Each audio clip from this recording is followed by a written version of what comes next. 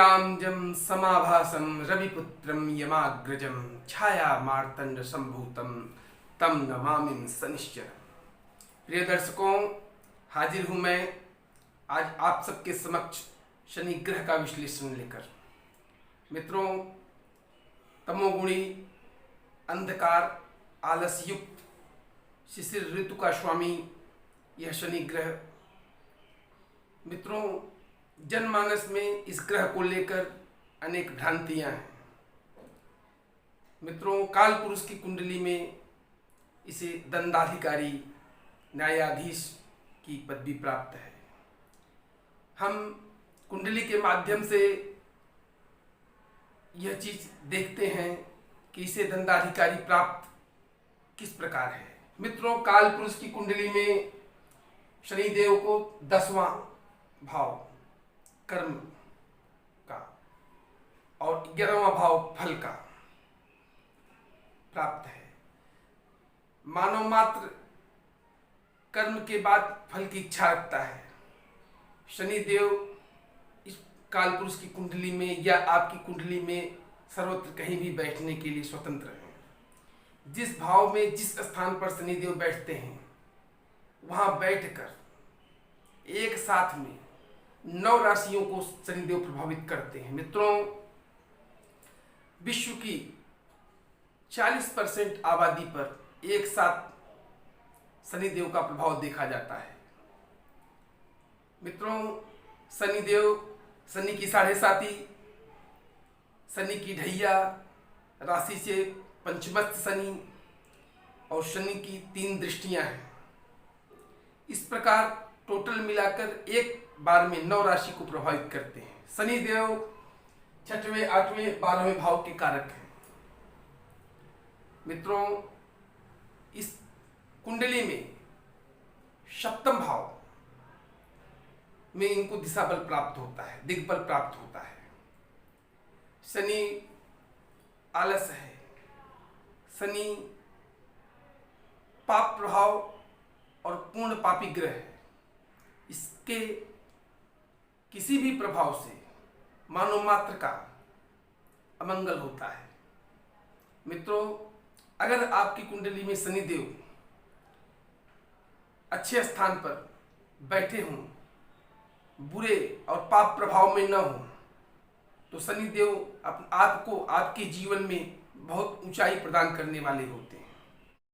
शनिदेव दीर्घकालिक रोग, आयु, मृत्यु, नौकर, प्रजा, लोहा, कुटिलता, चापलूसी, चालाकी तथा कर्ज के विशेष कारक होते हैं। प्रिय मित्रों, मानव मात्र कर्म के अधीन है, क्योंकि यह कर्म आधार विश्व करी राखा, जो जस करहि तो तस फल चाखा। कर्म के फल को हम दंड के रूप में देखते हैं। भगवान सूर्य नारायण के पुत्र शनिदेव को दंडाधिकारी का पद प्राप्त है।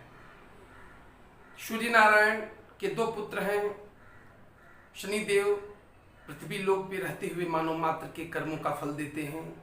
यमराज बचे हुए कर्मों का शेष फल यमराज देते हैं। मित्रों, अब हम कुंडली में शनि ग्रह से व्यवसाय को जानते हैं। मानव मात्र की कुंडली में अगर शनिदेव बलवान होकर बैठे हों, तो ऐसे जातक को शनि इंजीनियर, कंप्यूटर से कार्य करने वाले, क्लर्क का काम, फैक्ट्री में लेबर मजदूरों के यूनियन के रूप में भी जो वर्कर होते हैं वैसे कार्य करने वाले बना देते हैं। मित्रों, भू गर्भ संबंधित जो भी कार्य आता है वो भी शनि के अधीन आता है। शनि प्रजा है, शनि नौकर है, इसलिए शनि के अधीन संसार में बहुत सारे कार्य आते हैं। जो भी लेबर वर्क है सब शनि के अधीन आता है। मित्रों, अब हम इसके बाद शनि से रोग को देखते। दीर्घकालिक रोग के लिए जाना जाता है। ऑर्थोपेडिक्स, बैक पेन की शिकायत, घुटने में सूजन, नर्वस सिस्टम, लकवा, दीर्घकालिक रोग जितने भी दिखाई देते हैं वह सब शनिदेव के ही प्रकोप से होते हैं। मित्रों, अब इसके बाद हम आपको शनि ग्रह की अशुभ स्थिति में उपाय देखेंगे। कुंडली में, कालपुरुष की कुंडली में शनि सर्वत्र कहीं भी बैठने के लिए स्वतंत्र है। शनि अगर बलवान है, स्वगृही हैं, मूल त्रिकोण के हैं, उच्च के हैं, उनका प्रभाव अच्छा मिल रहा है, तो हमें जाप के माध्यम से अगर उनके बल को बढ़ाना है, उनके बल में वृद्धि करना है, तो हम जाप उनका कर सकते हैं। ओम प्राम प्रीम प्रौम सह शनिश्चराय नमः, यह जाप का मंत्र है, जिस मंत्र को जप के शनि के बल में वृद्धि प्रदान की जा सकती है या शनि देव को शांत किया जा सकता है। मित्रों, अब हम दान देखते हैं। दान में काला भैंस, काला छाता, काला कंबल गरीब या वृद्ध को दान करके हम अपने शनि को शांत कर सकते हैं। मित्रों, व्रत, शनिवार को हनुमान जी का व्रत करना, हनुमान जी के मंदिर में जाना, पीपल के वृक्ष के जड़ के नीचे